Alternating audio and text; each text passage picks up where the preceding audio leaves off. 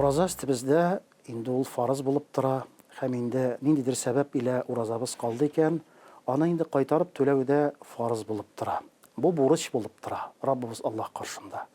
Шуңа тормышыбызда, хаятыбызда, кардәшләрем, бер-беребез арабызда да, әгәр дә бер-беребездән бурычка алсак, бурычны тиз арада кайтарып түләргә тиешлебез. Бу истебездә тора.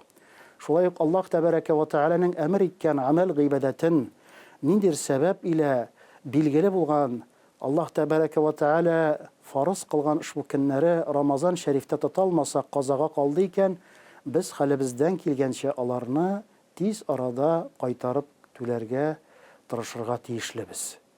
Бу өлкәдә тырышлык күрсәтергә тиешлебез.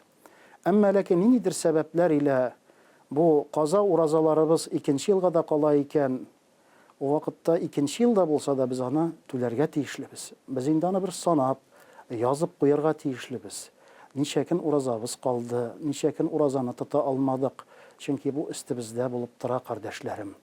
Аллаһ тәбәрәкә ва тәгалә саулык, сәламәтлек белән инде казаларга да калмыйча уразаларыбызны тотарга насыйп кылса иде.